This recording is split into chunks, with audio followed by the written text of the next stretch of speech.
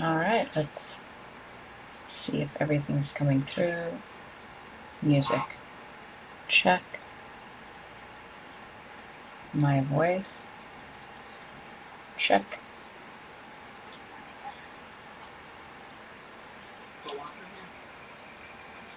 And hair, kind of out of the way, that'll have to do. Light, everything's coming through on the camera. Well, hello and welcome to Watercolor Wednesday. I'm very glad to be here again. Let's get started. So this is usually at 7 o'clock p.m. Wednesday nights. You can go to my website, Krisztianna.com, to see the schedule. It's an hour and a half of sitting, listening to music, drinking tea. It's very hot in my studio today. So we're doing iced tea. This is mint eucalyptus. And every time I take a sip of tea, take a break, we relax our shoulders, we unclench our jaw.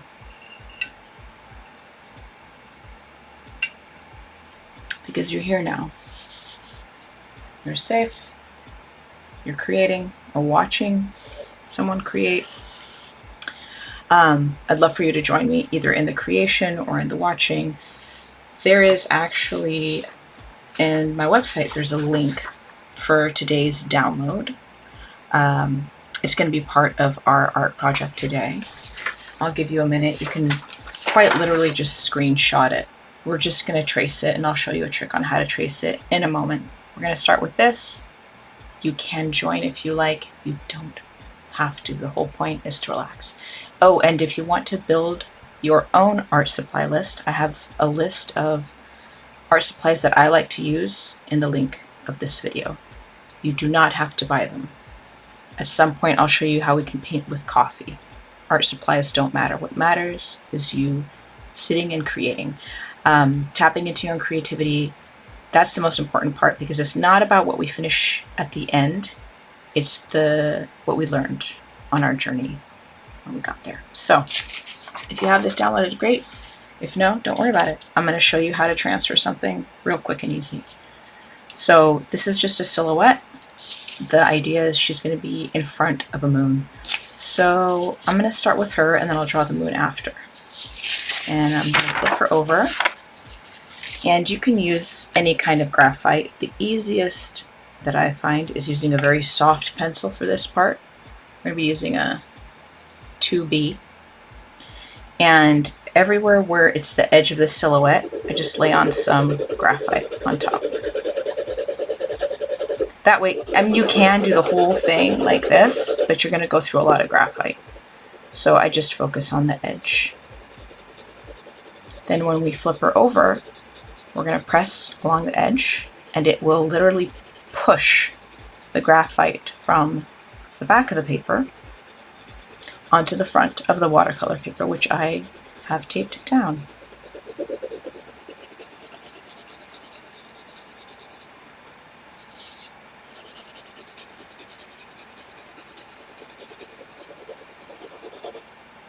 Let me just check something.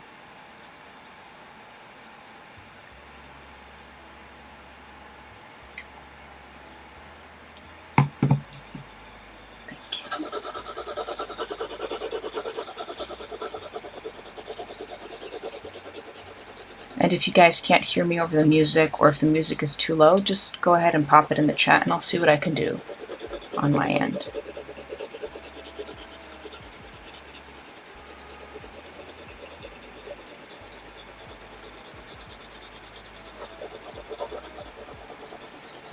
Now, personally, I am a fan of jazz.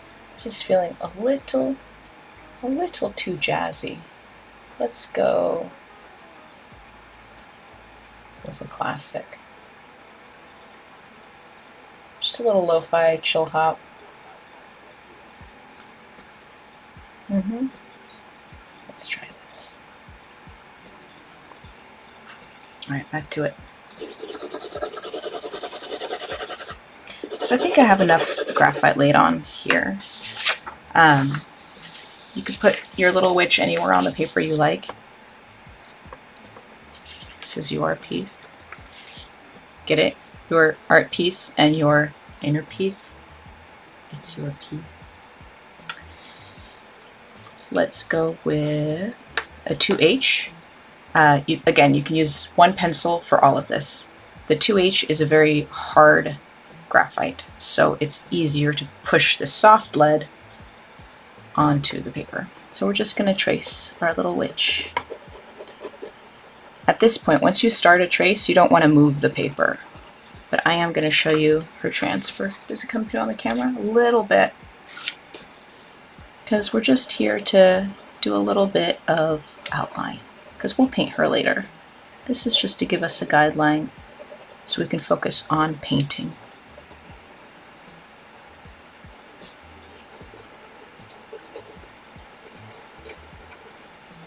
And this is also available as a PDF on my website. It's free. You can screenshot it, print it from there. You don't need high quality. The PDF is high quality though, if you'd like that.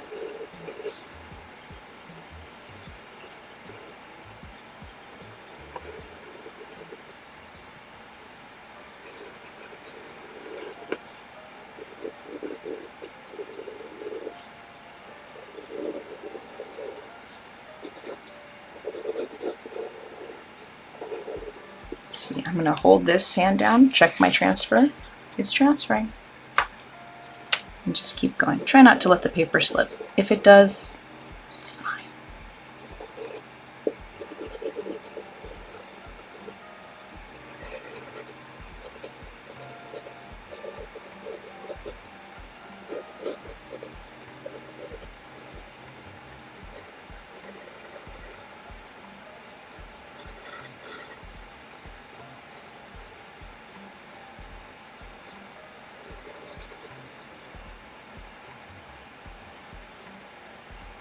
Oh, thank you for letting me know. All right, we're going to change the music to a higher volume now.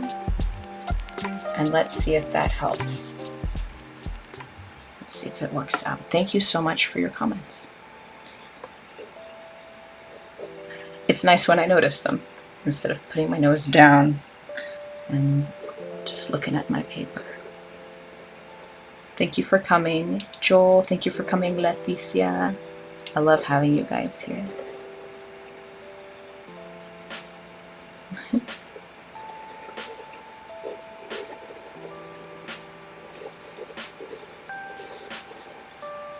Leticia, thank you for your feedback.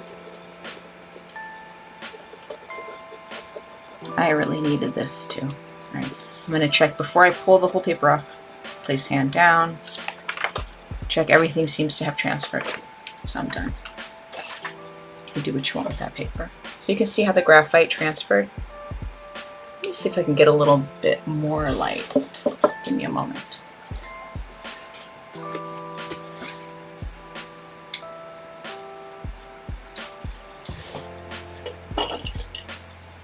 This is my brushes. Put them over here. Try not to get too many shadows on the paper. I think there's a little bit more light now. We'll work with this. This is good. Let me know if the music changes at all. I'm still learning how to have OBS Studio, the program I'm using to stream. I'm still learning how to get it to refresh without having to start everything all over again. So let's see. Okay, so I'm gonna have her in front of a moon. You can do a crescent moon behind her. You can do a full moon behind her. I'm gonna do a full moon because at the end, I'm just gonna paint her with the dark colors. And we're just gonna paint a night sky. We're just not gonna paint where the moon is. And it doesn't actually have to be a perfect circle. People really worry about that a lot. The key to remember to make something dynamic is layers. So you could put her perfectly in a circle and that would also work. My personal preference is to have parts of her sticking out of the circle. So that creates the visual trick of layers. And it creates kind of more of a dynamic feeling.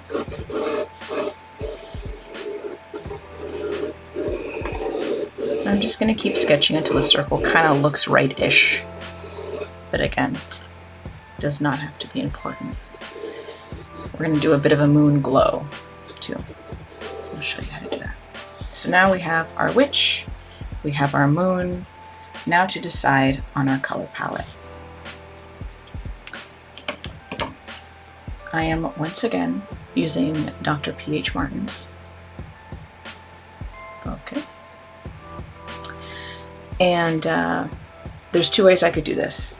I can create custom colors in paint pots. I can put them in my paint palette. I might try a little bit of everything, but my favorite way to use these, especially when I'm doing this kind of vibe painting, I'm just hanging out, I just put it right on the canvas because I love the way it drops, I love the way it moves, and it soothes me to watch the paint kind of scooch around on its own. So right now I'm just picking the colors of the night sky, and I want to go fantasy night sky. So I think I'm going to have a little bit of Tahiti red that I'm going to mix in with my blues that I have here, so it goes kind of purpley and blush. So I'm going to keep that there. Or cherry red. I do love my cherry red with my blues. I haven't decided. Might use both. You all know I'm a sucker for iris blue. If you've been here for the last couple of ones, I hope you don't get sick of my color choices. So we could actually use a hyacinth. Which camera? We could use this hyacinth blue. This one's really deep and pigmented, and I do want to keep it a little lighter, kind of like it's at nighttime, at dusk. So I'm going to scooch that one over here, but that's my preference. You could go dark if you like. Norway blue, possibly. This makes me think of more of like a dawn sky, personally. So I think we're going to stay actually pretty simple. We're going to have peacock blue, iris blue, blue's my boo. We're going to do cherry red, Tahiti red. I've got my paint pot. I picked today's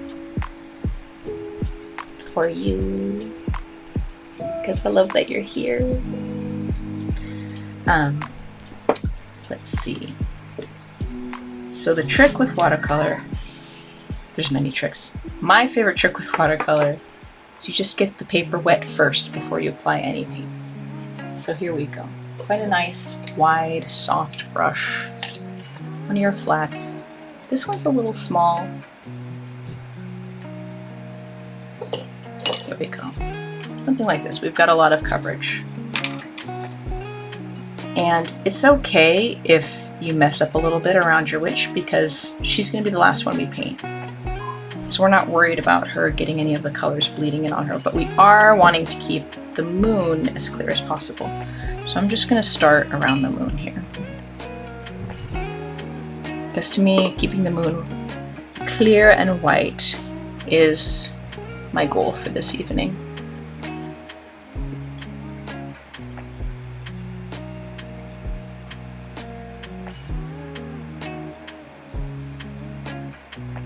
Just going to saturate this paper. And today, instead of doing masking for stars, we're going to go in afterwards with gesso, which is an acrylic priming liquid. But it works really well. I use it for a lot of things other than just priming.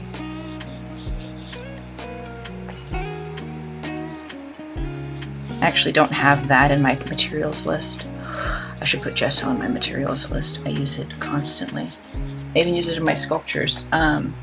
There's one I'm working on back here, and after I do all the clay and the foil and the epoxy, I'm going to do a huge layer of just gesso before I even start painting on it.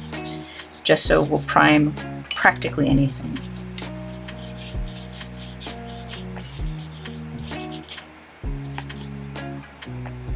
Alright, I am going to start with a light wash, just for my own satisfaction, and then I'll start dripping on the paint. So I'm going in with peacock blue. I'm going to lighten this up so it's not so saturated. Start my light wash.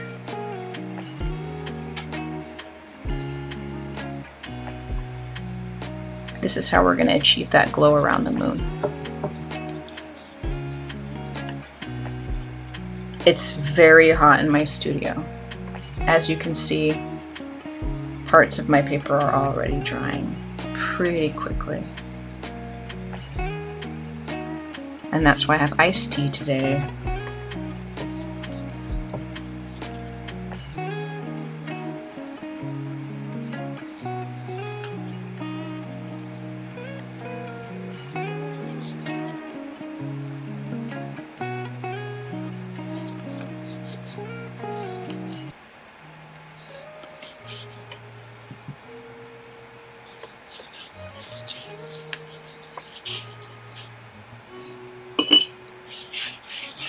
Goodness, the paper is really soaking in this color quickly. So I'm going to work with that because there's a lot of heat in my studio right now. So you see how the brush width and the paint was immediately soaked into the paper. We're going to work with that. We're going to create movement around the moon by just following that brush stroke. So now we've got our light wash. And to give the glow effect, we're going to hit the corners with darker colors.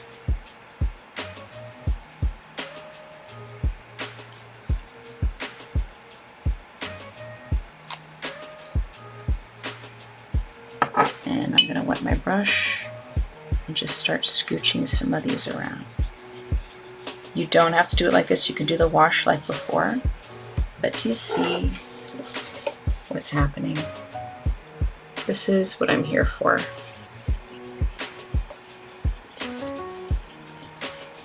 This is the part that just makes me love watercolor. You just keep working the paint around the moon.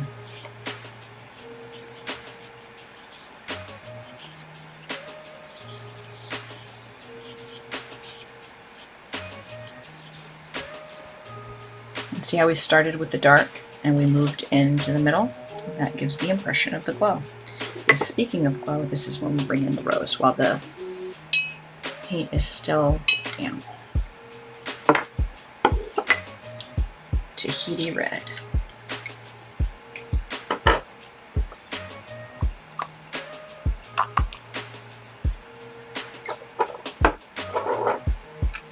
Always seal the tops. So I've created a wash by putting the watercolor in, adding water, and now I'm bringing it in the edges.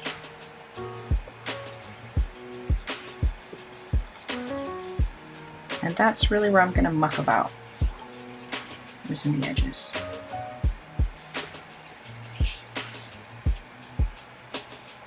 And I think I'm going to do the thing I love to do in a moment. Make sure.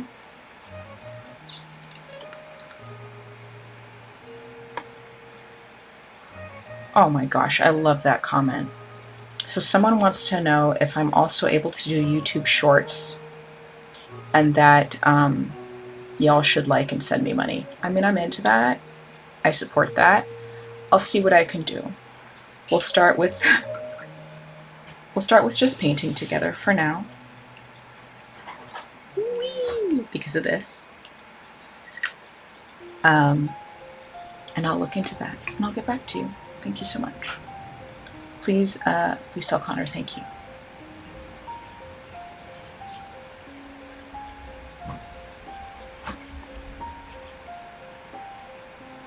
So I'm kind of really liking the way this red, this pink, is making it feel like there's some sort of dusky glow below. And then this is where the watercolor just starts to mix together.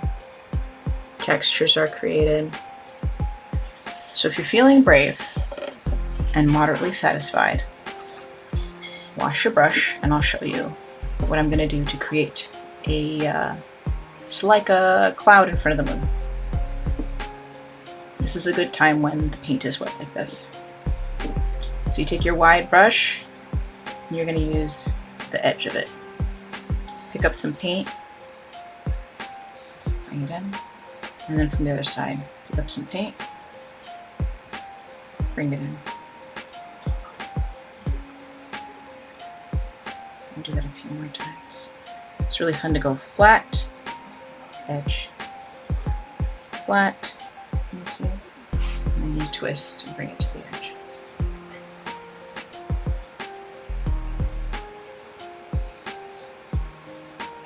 And I'm a sucker for gradients, dynamic things, layers in front, and that includes, if I'm doing texture, doing more texture in one spot and less in another. It doesn't matter where.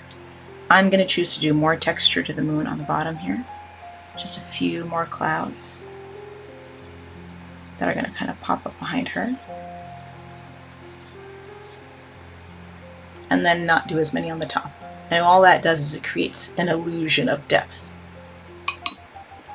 Spooky. So, important moment. We now let this dry.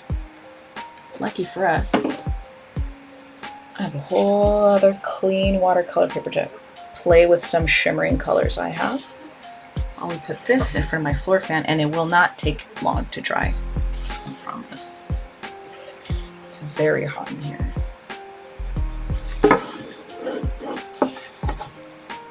Move that over. So, tea break is when I drink tea and you unclench your jaw, take a breath, relax your shoulders. Just take a minute while we transition to the next.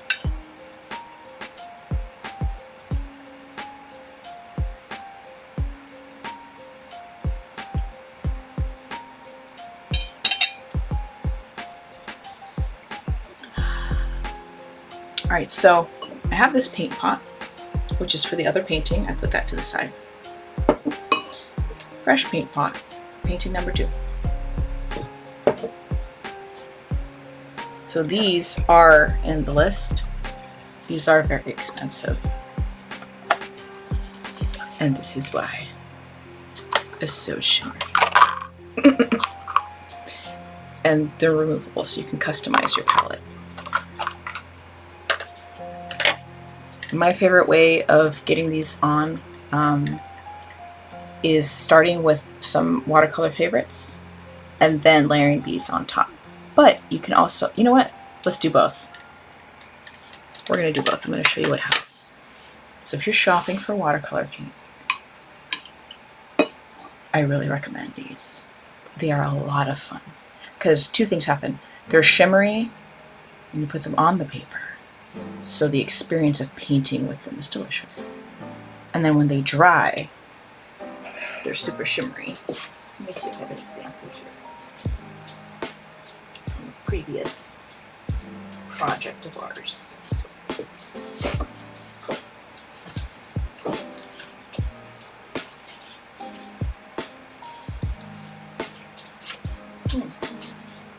Ah, here's one of them. So this was just directly on white paper.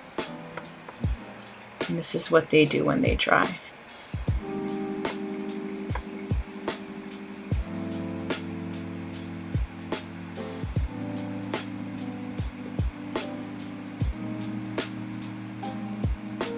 Yeah, I'm just staring at them, going shimmer, shimmer. Sarah, you made it! Most exquisite. Glad you're here. We're staring, I'm staring at the shimmers and how they're showing up on the camera, and I love it. So, let's do some shapes that turn shimmery while the other painting dries.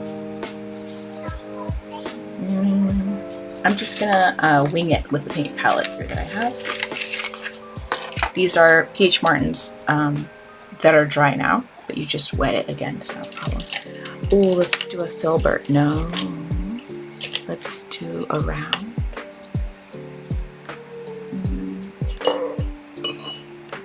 Oh, to choose a brush for the shapes.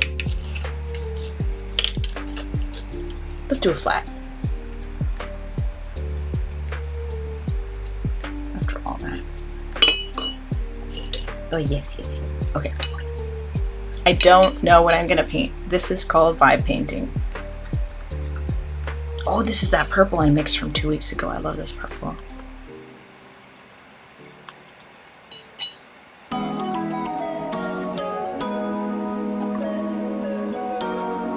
Just adding water, bringing life back into it. Just a fish. I'll just do a fish shape. So kind of like around. And I'm putting paint directly on the page without any wetness prep.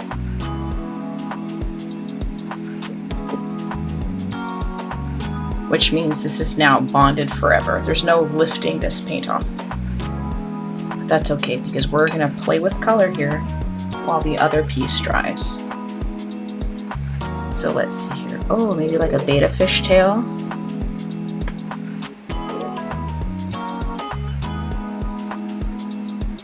That means top fin. It's fun to have a flat brush and then you just create these shapes, these thicks and thins. Maybe like a little one here. Then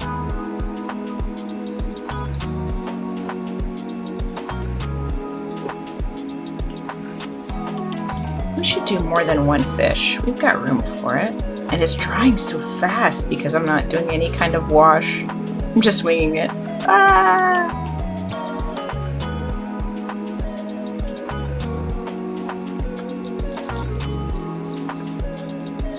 Somebody trying to paint circles with a flat brush.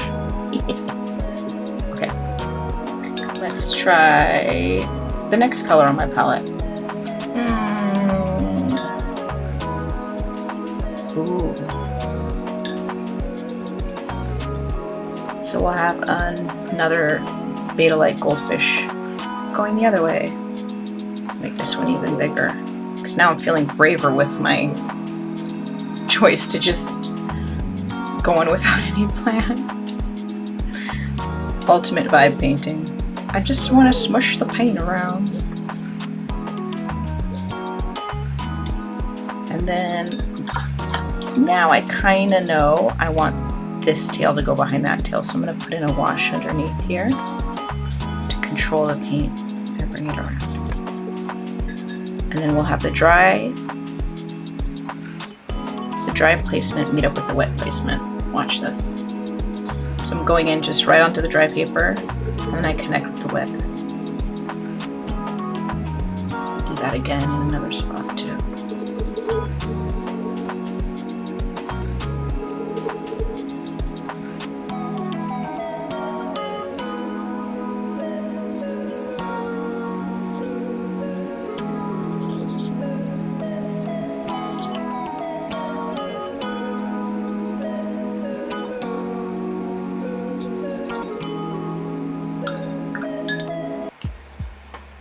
Got a green one here.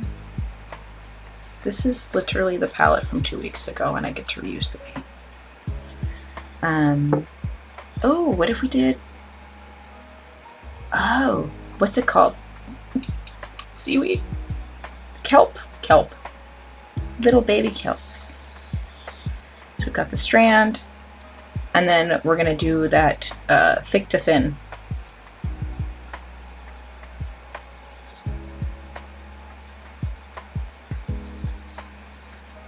And just move those shapes around. So you put the brush on flat and then twist to thin.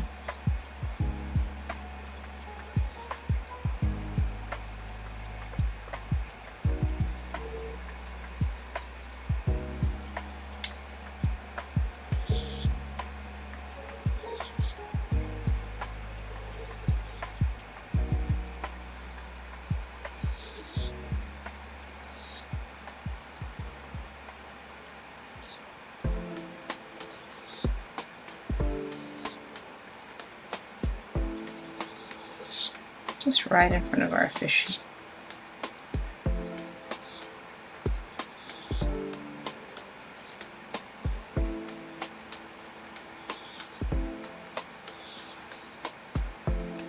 I'm running out of the color. So now I could either mix more and commit to this, or keep vibe painting.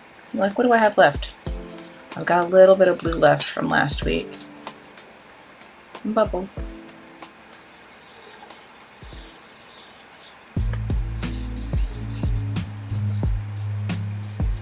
Just gonna use up the paint what's left in my palette. You could also just mix more green paint. I might do that. I'm really enjoying that kelp. But what I want to get to now is the shimmer, shimmer, shimmer. Okay. Tea time. Drinking tea. Relax your jaw. Lower your shoulders. There's probably some tension, like literally in your tongue, in your mouth. Just relax that.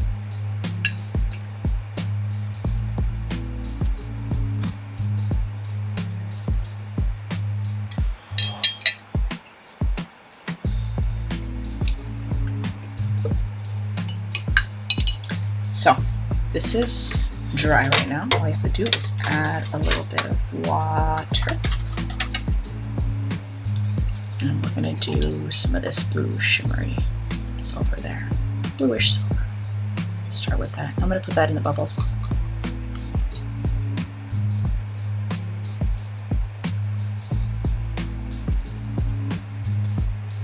I'm just gonna start with the bottom of that bubble. So you don't get to experience this on camera. Let me see. We gotta zoom in. What it's like to paint with shimmery paints.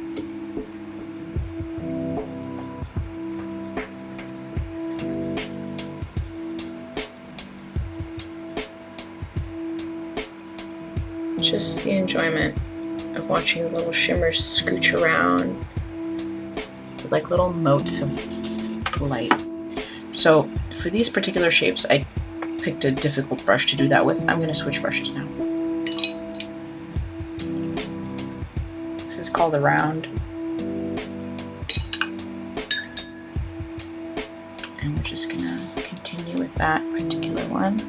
And it's easier to do a thin to thick with that one.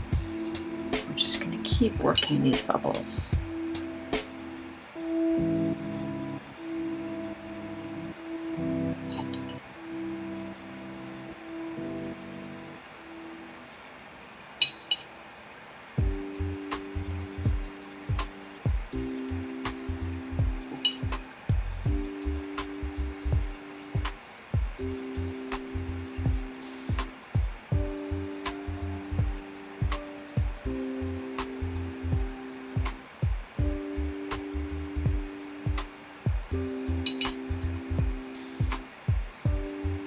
The fun thing about bubbles is the more interesting you make the little swoops in them, and the more detailed, the more your mind starts to think, that must be a real bubble. Especially if you're getting it to reflect some of the colors that are in the painting. So now I'm going to come in with this purple. I'm just going to bring some of that into my weird little pretend fish that I created here. Let me pick a different round. It's not absorbing color as quickly as I'd like. Ah, there we go. That one really picked it up nicely. So I'm going to bring some of this purple into this bubble here.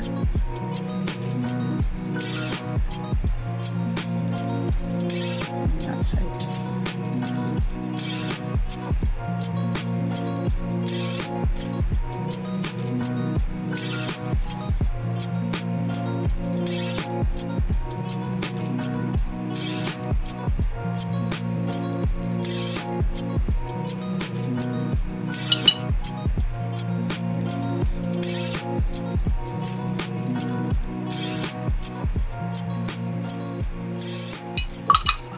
Now the next shimmer color. And the other painting is pretty much almost dry. The little witch. So we'll get to painting her silhouette in a moment. And then we'll do the stars.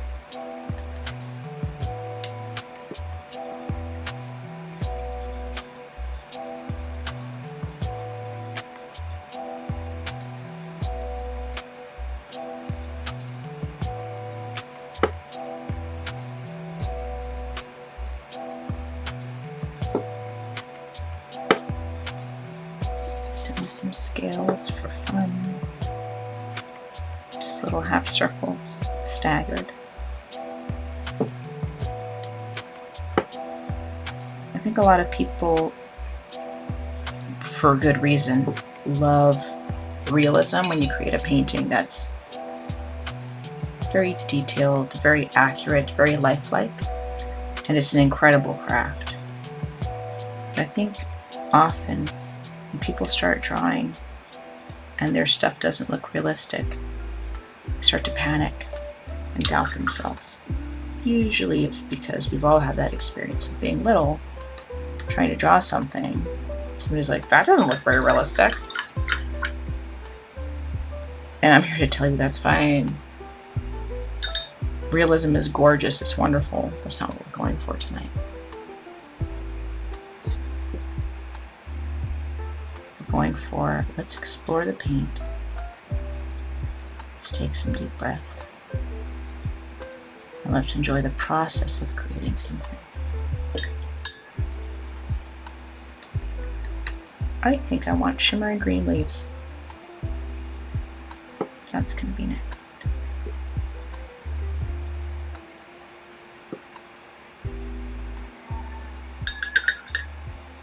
Let's go really big bulbous eyes on these guys because it amuses me.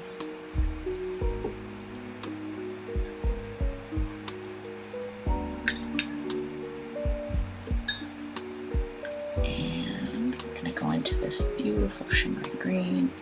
I'm just going to start doing more kelp.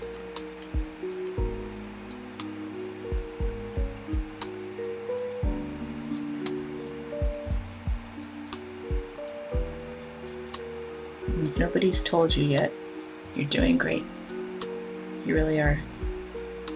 You need it here.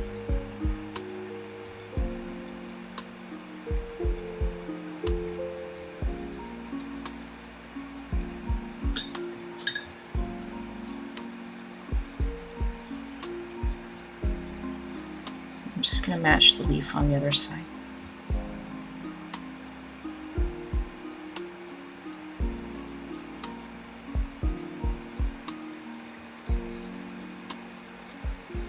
When in doubt, just keep painting.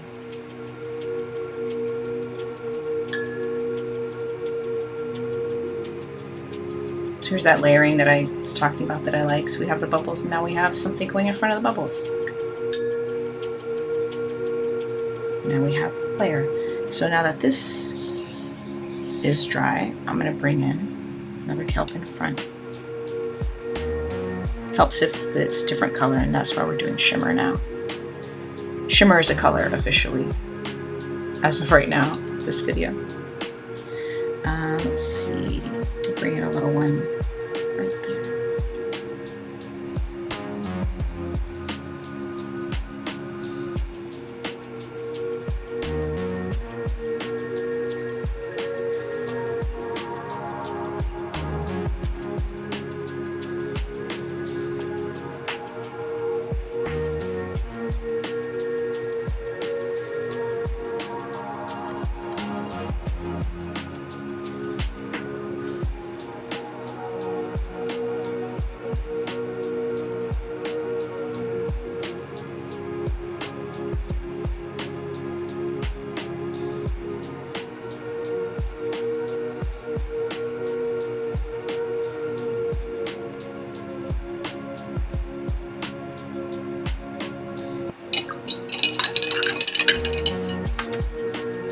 And we're gonna put this away now, because right now I want to get a couple of drops of paint on here to give it a bit of an underwater feel. So we're gonna start with some dirty water, because that's what we have.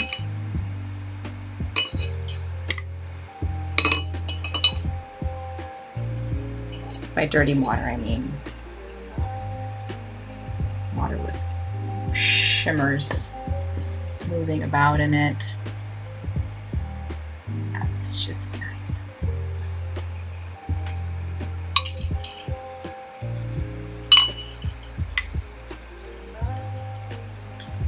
And we're gonna get a bit of an underwater feel. So let's go with a bit of that icy blue. Where did I put that?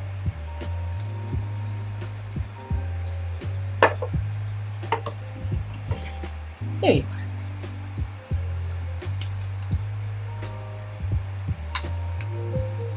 We have our fan brush.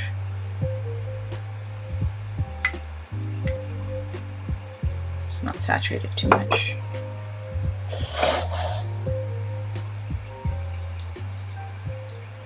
And just gently drip, drip, drip.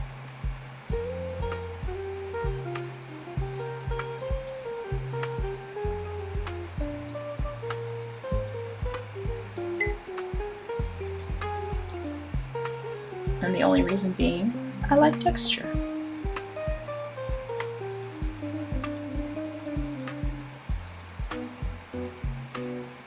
So this is what I call passive dripping, where you're doing this movement with the brush, where you move down and you just stop. And then there's the other way where you fan it, where you like flick the paint at the canvas. This is just kind of like dripping off the fan brush. You tend to get bigger splats and drops. I like to use more than one kind of color in the drips. It gives it a bit of a depth. I'm going to go ice green and mix it with the blue we have already. Just give it a touch of luminance.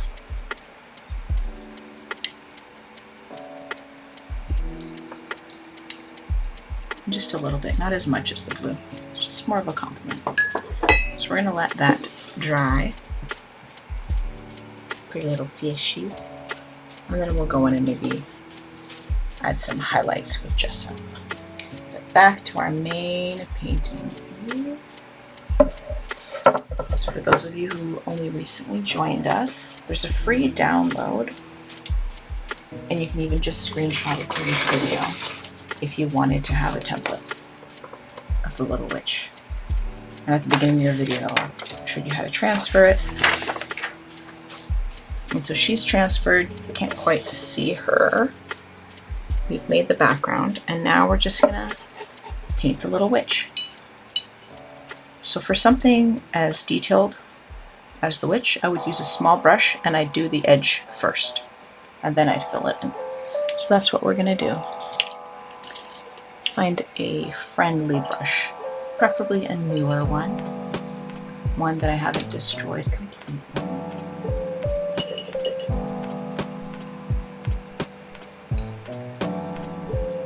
That'll do. And we're gonna get a little paint pot going, and let's make our own purple. We're gonna mix purple with coffee brown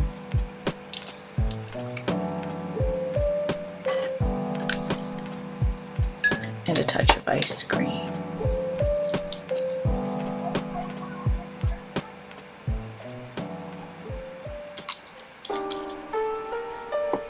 And we'll test it.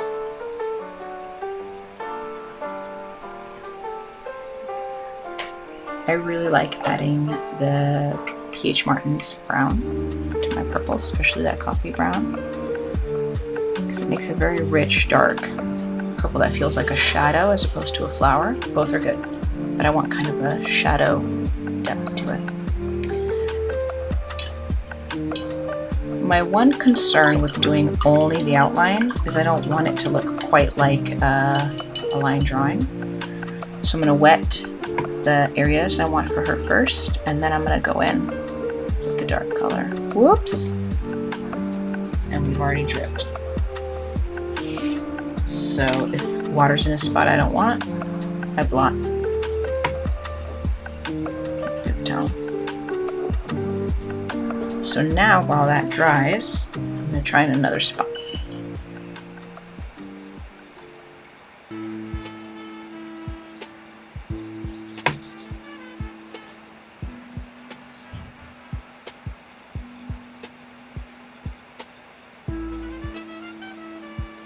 So I start painting with the water around the edges.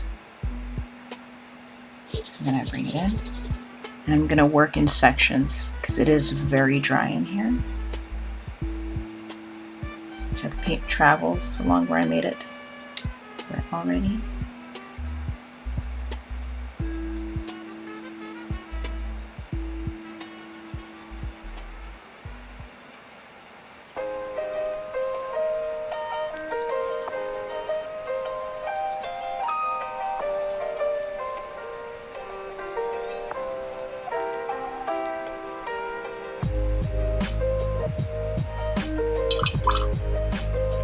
Now I start wetting the other areas.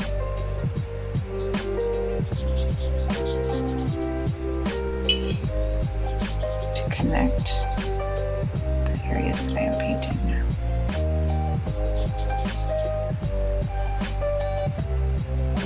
I love that. Just watching the paint do that is one of my favorite things about watercolor.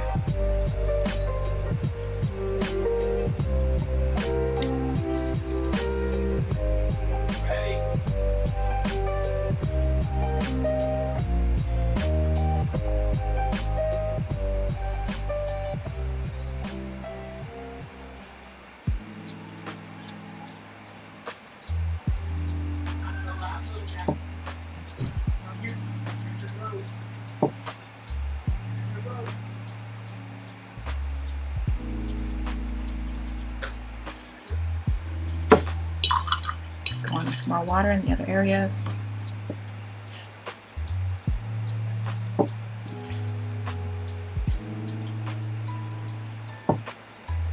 I'll be teaching a class in the Valley next year called Watercolor Wednesdays in person. And we're going to have templates like this if you so choose, so that you can focus on playing with the watercolor and not be so invested in the figure. And there'll be different selections, so it's not like everybody has the same silhouette. There'll be lots of little templates that I create.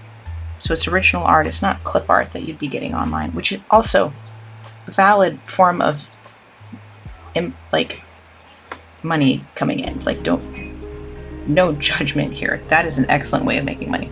But I personally would not use clip art in my art because I'm an artist. I should make my own art. You are free to use clip art. But when you take my class, you're going to be tracing figures that I create.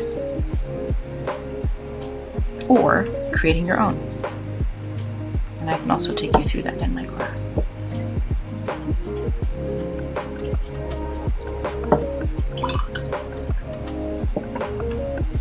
Alright, let's get this broomstick. So I'm actually going to leave the edge of the broomstick dry because I'm going to be coming in with paint on my brush in a dry brushing technique. I'll show you what I mean. Because as you know, I love the texture.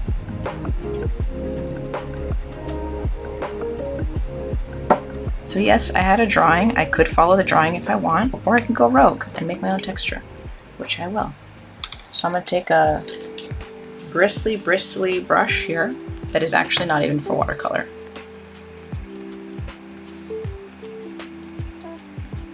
And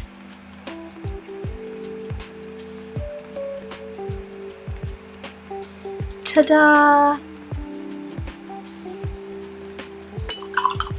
It 'Tis a broom. I'm just gonna add a little bit more paint here.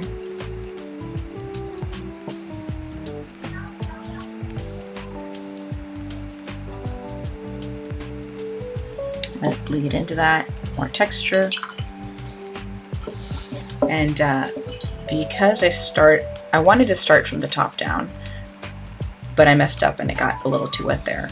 I'm gonna now flip it over so my hand doesn't get smudgy on the wet part.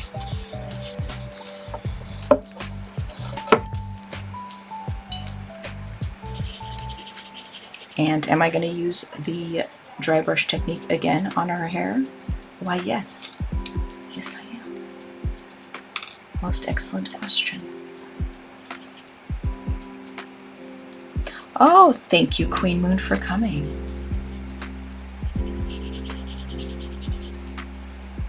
Any time you can spend taking a breath, either watching art, participating in it, or making your own, is good for you.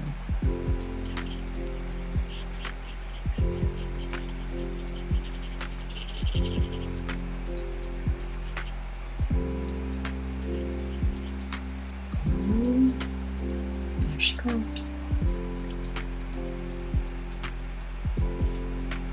Right. The face I have to really concentrate on, and doing it upside down is extra fun.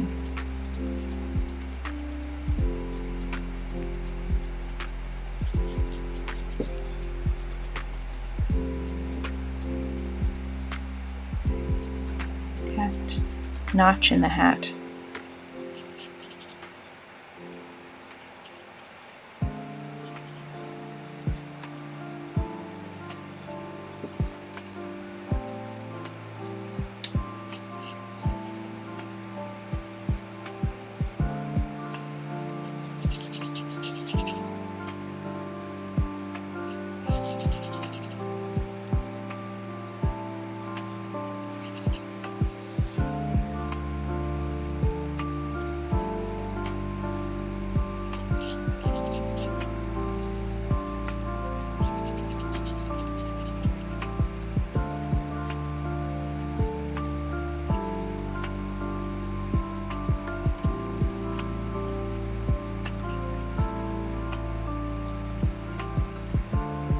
Time for dry brushing that hair. So make sure your brush isn't too wet because it's going to soak up a lot of that watercolor. Just dip it in a little bit and then test it on your paper.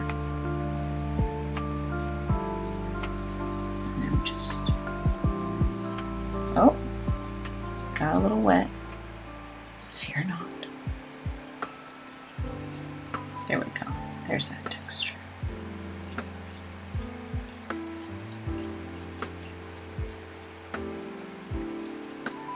And I'm going to try to bring in those dark colors.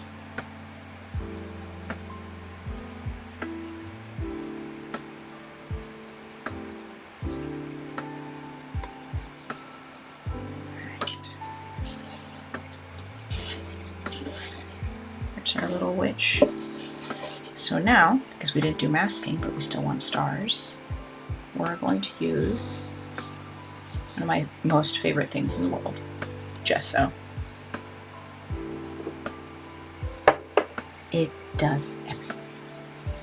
I have a little scrap paper here that I had ready to put the gesso onto, and I appear to have already lost track of it, which is very on brand for me.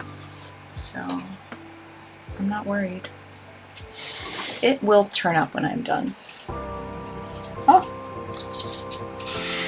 You have a little faith. Scrap paper. You can use paint pot, scrap paper, whatever you like. Just need a little bit. So we're just doing some stars. A little brush.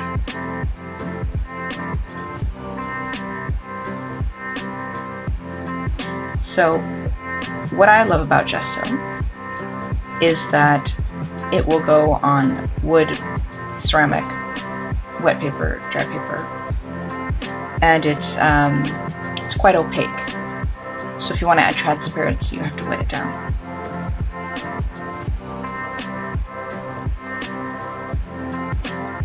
And there's lots of ways of adding stars.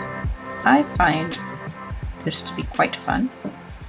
And then we're going to do a little bit of the splatter paint as well. These are the stars that are just kind of like,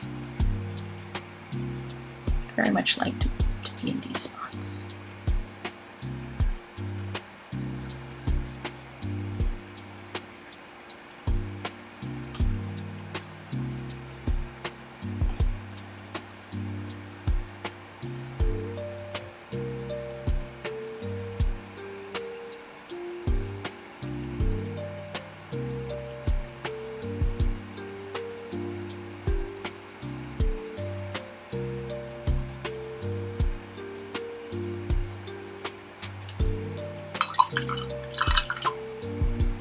So now for a little bit of splattering.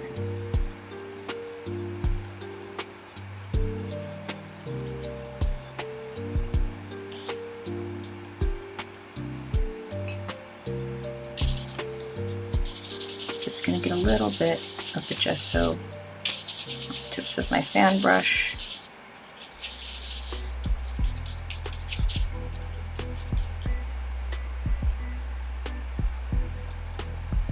And I'm using the edge of my hand as a type of momentum stopper, and then the momentum will flick the paint onto the canvas. And I'm getting paint all over my table. And that's how we do it here.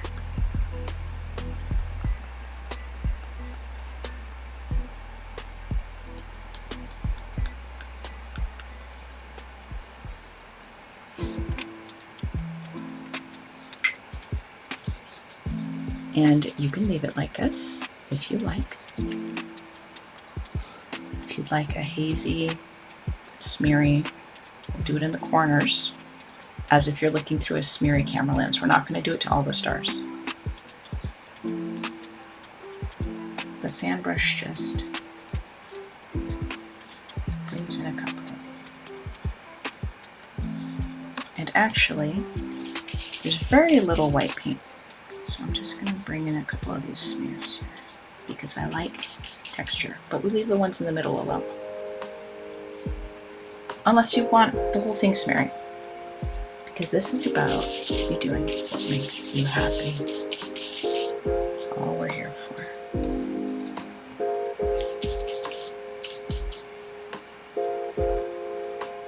Little witch, smeary camera, trying to get a picture of her.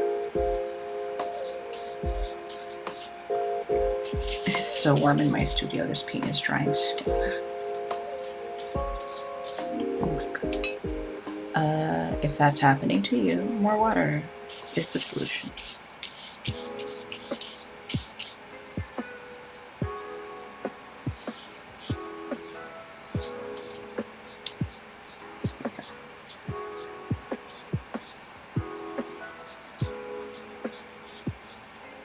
We're gonna let our little witch dry.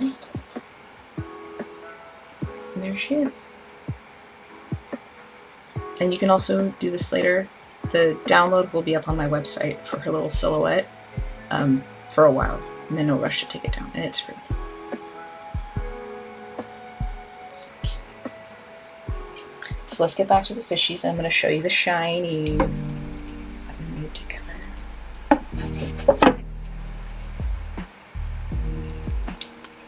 So let's see if I can get the light. Yep. There's that shimmer paint.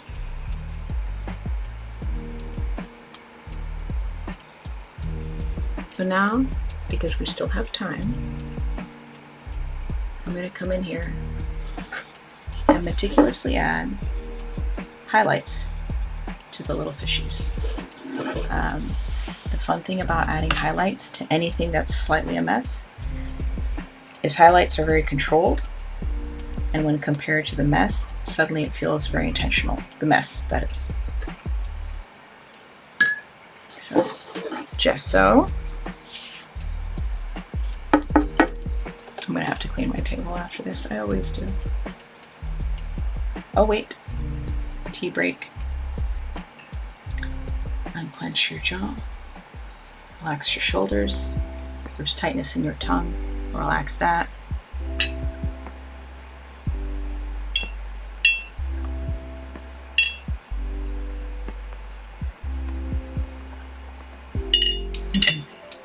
Yes, shiny. All right. Where's my wee brush? My little one. Yes.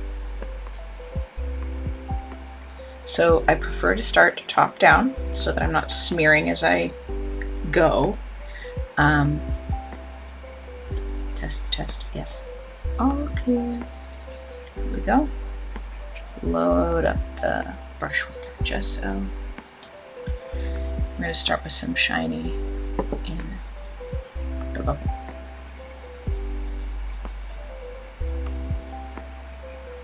Just little spots of sugar.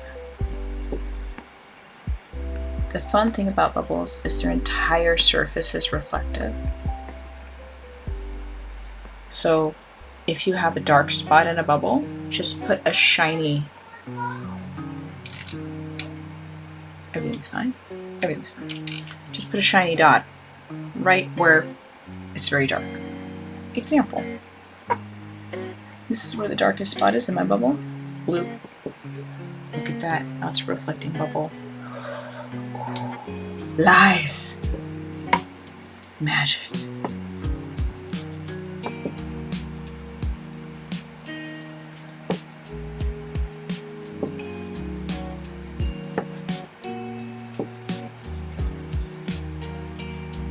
Now the fishies. Here we go.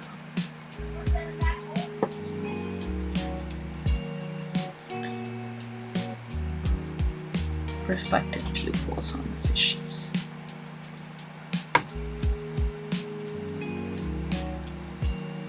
And we're gonna do, instead of lines, shimmering dots.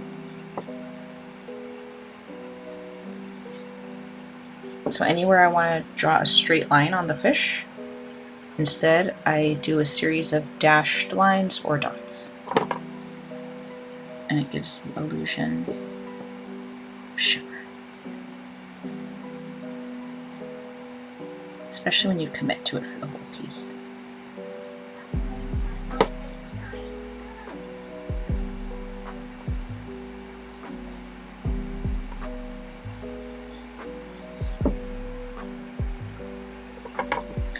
That's for the fish, and they are a different texture than their fin. So the fin, look at the lines. Some lines. So I've chosen this as a shiny spot, lines, because the tail is smooth.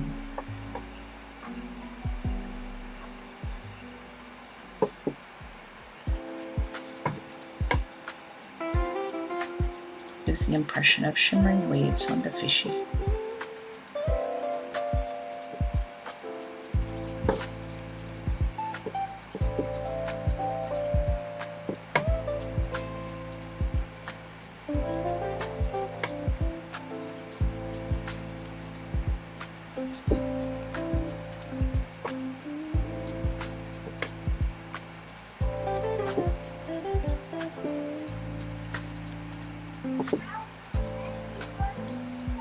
Next fishy.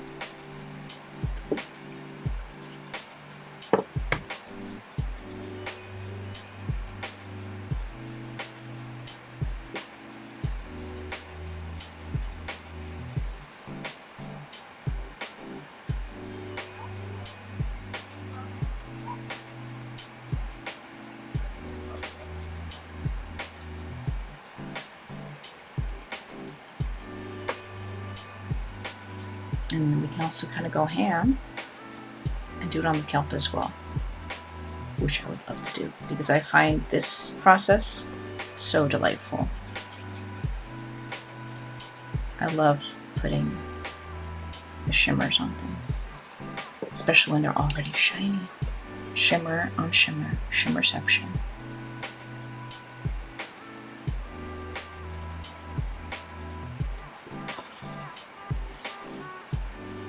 So let's see, just a center line. Let's see, center line.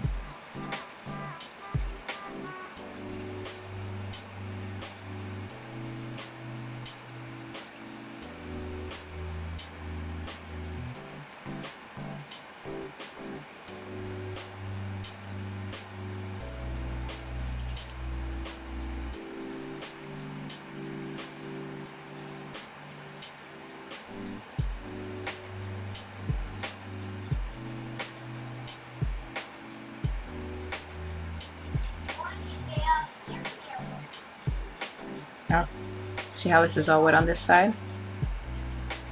Put my hand on it, I'm gonna smear it. Let's see if I can do some of this upside down while that side dries. So we're still gonna continue left to right here.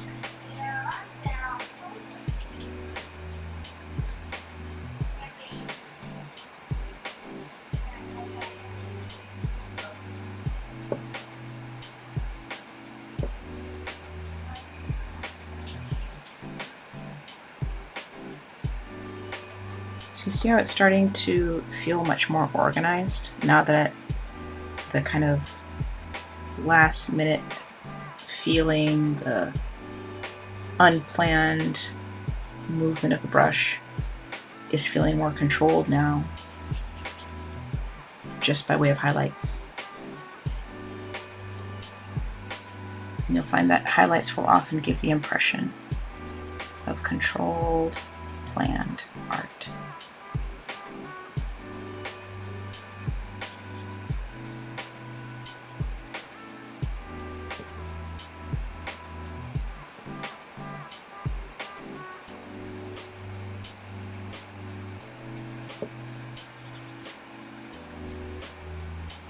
And I wish I could tell you there was some sort of rhyme or reason to how I'm adding the dots. It's more of an idea of the light is probably coming from a direction, and in this case it's from, now that it's upside down, this direction. So instead of covering the entire fish in highlights, I cover the top half because that's where the light will probably be hitting it. But it doesn't have to be exact, and it just gives the impression that there was a plan of some sort. So that's why I'm kind of thinking about maybe the top side or the middle of a plant. It's the highlight.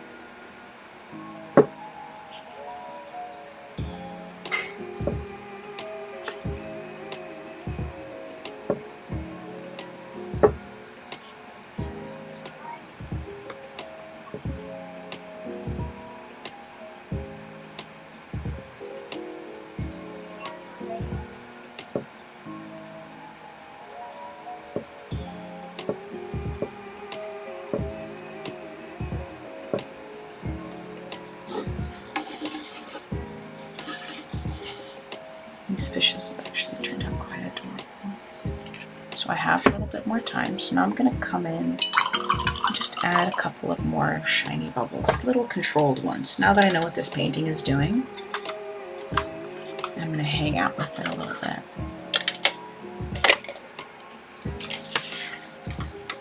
Isn't that funny how that works out? This was the planned painting. This is the technique I'm going to use. This is the template. This is the moon. This one was the, I just want to show you the shiny colors. And this is the one I've decided to spend more time on. I love vibe painting. You never know what's going to happen. And it's just nice the whole time. So let's see here.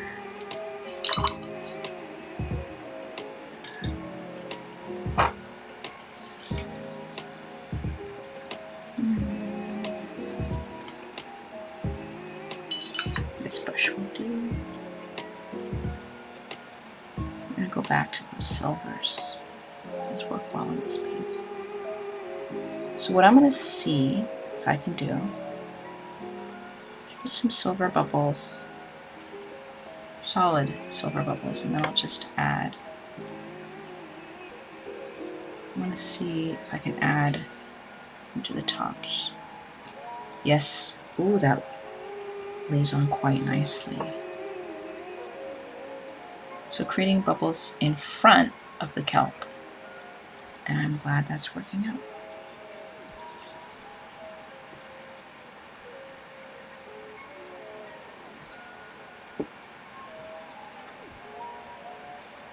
And then maybe one in front of the fish.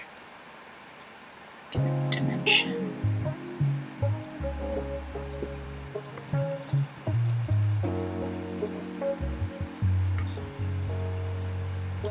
And I'm going to focus mainly on texturing the outside so that the outside of the painting feels very bubbly, textured. It's going to give the sensation of movement, and then it's going to bring the focus in to the fishes.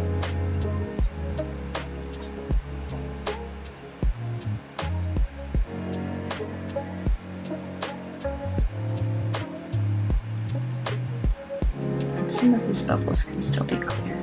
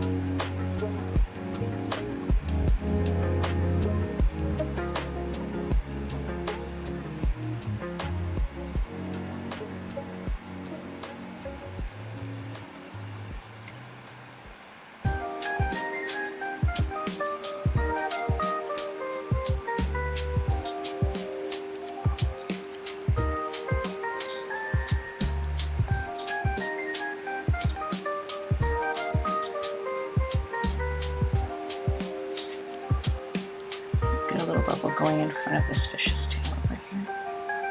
Oh, we should add some shiny to the witch. Oh, so much to do. Okay.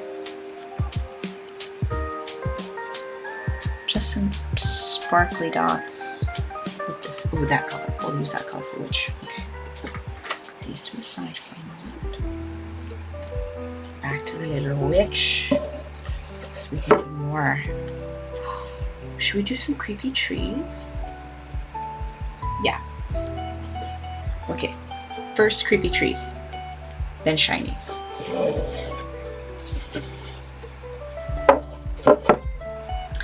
Creepy tree time. You don't have to do this. You don't have to do anything. But if you'd like to, please join me. There we go. More pigment. So for a creepy tree, trees typically grow from thick trunks to thinner branches.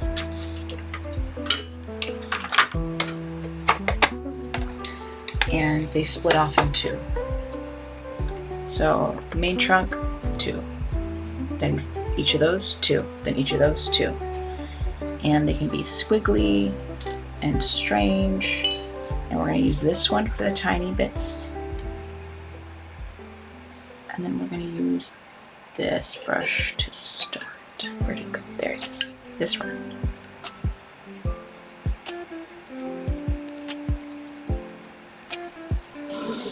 So they're just going to be in the bottom. So here's one of my tree trunks, branching off into two, branching off into two, maybe an extra one here.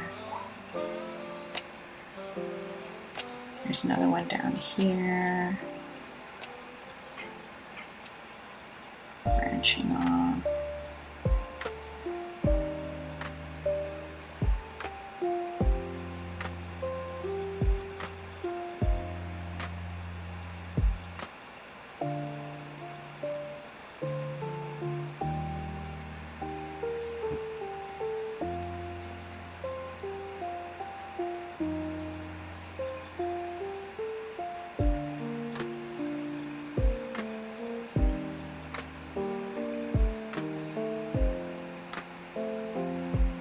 Do a thicker tree.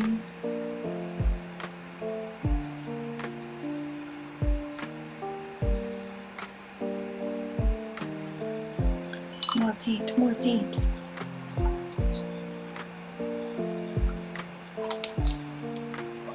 Coffee brown.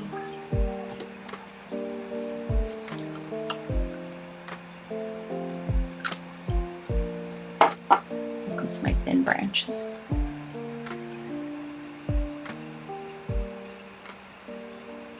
Off to two, off to two. I'm going to make them kind of reach up. Two, two, two. And this actually becomes quite therapeutic.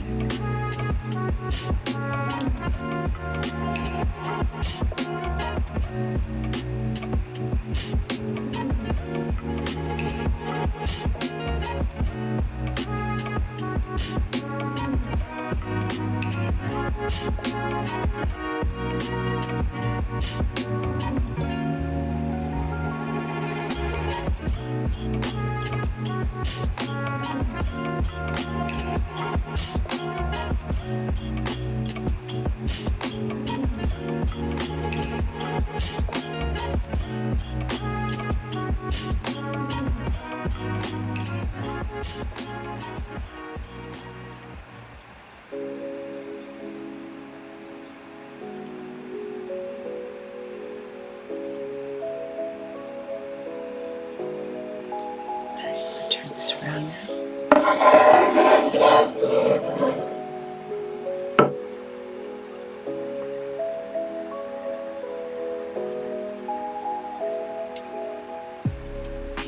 Break it off into two.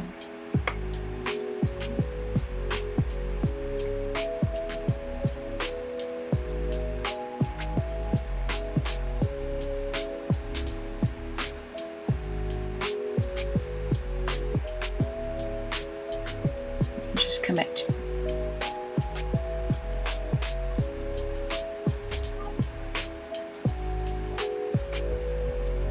You don't worry like, oh, is that a right spot to branch off the two?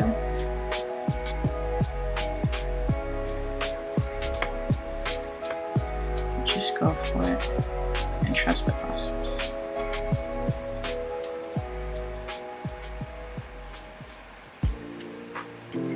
For these particular trees, I want them reaching up towards her. So whenever I do a branch of two, I make sure they're reaching up towards her to have that effect.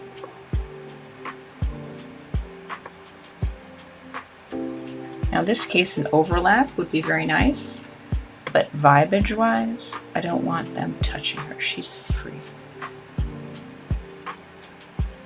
So I'm going to stop them right there. They're not even going to touch her little toesy boesies.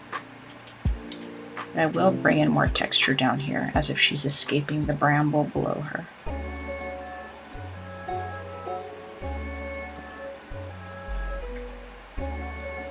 How are we doing on time? 8:20. Oh. We're doing good.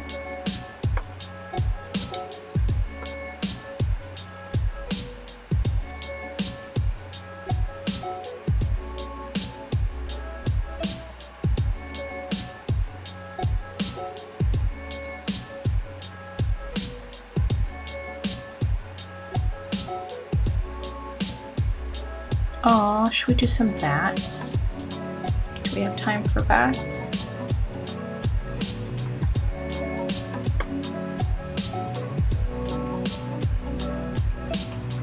Little bats flying below. Maybe a couple in the corner. Let me see if we have time for that. Yeah, we got time for some bats. Little sky puppies. Always time for sky puppies. Wood brush. This one might do. So I have no plan for these little sky puppies. So I'm just gonna do a little gestural test over here. So let's see.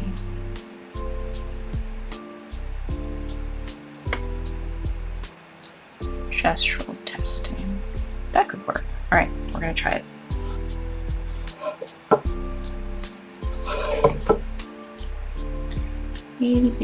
Bitty bats in the forest. So there's a little body. Sweep the wing up. Sweep the other wing up. And give it that little. And then we're going to have a body with the wings down. Same effect. And we'll see how that reads in the brain.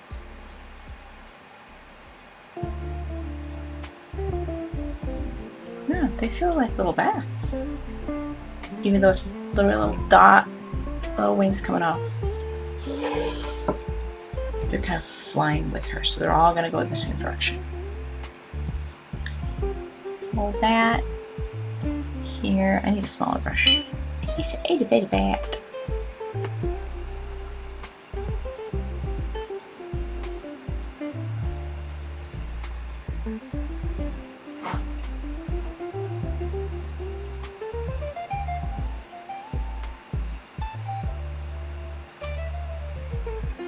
My little ears will help. Yeah. The ears help that. And a little face. 2 little ears.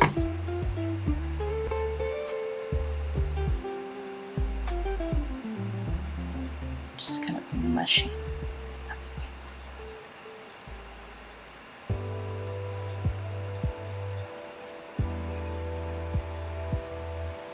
And that's really cute. Maybe 3 bats in each corner.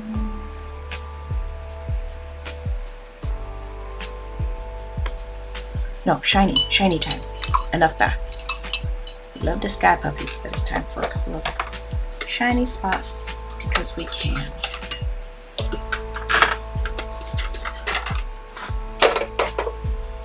Fine Tech pearlescent colors are back. Here we go.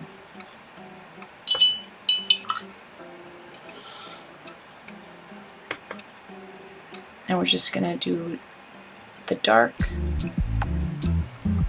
This one. And do that thing I like to do where you add texture around the edge.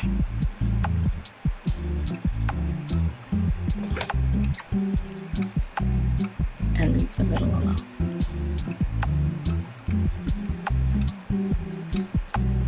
So I guess this is just magical dust that follows her about. In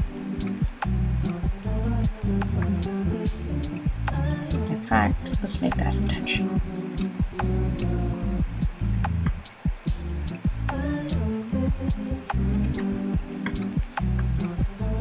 Oh, that's going to be pretty, the little dots on her brow.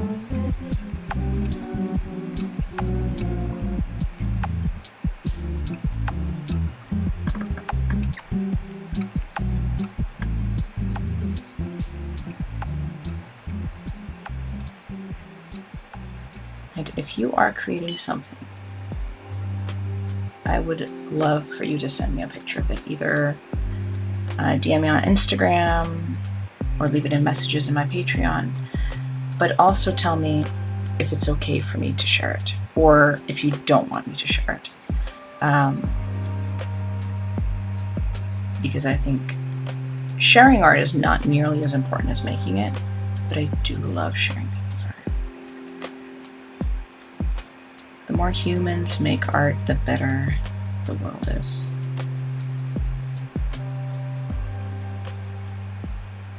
And I'm sure there's science behind that, because science.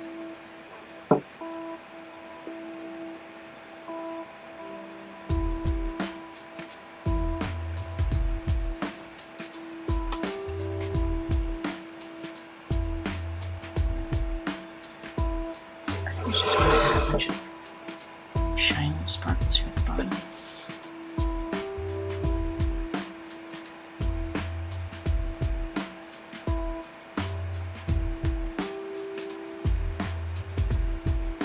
So we've got smears, we've got gestural brush strokes, we've got splats, we've got the imperfection of the human hand.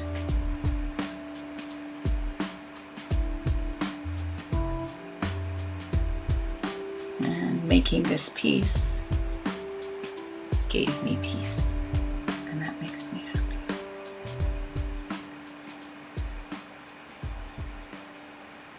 I hope you found some peace in this evening, and I'm really, really glad you came. Thank you for being here. I really like sharing this with you.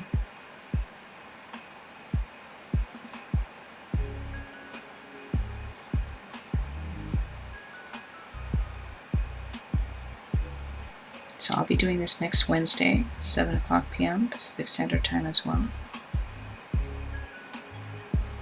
I would love for you to join me again. And you can paint along and create with me. You can ask questions in the chat about art process, anything you like. And I will address it live in the video.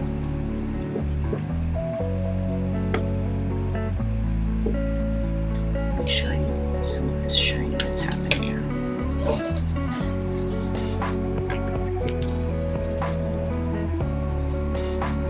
Let's see if I can get it to fly. There we are. There's her sparkly magic dust.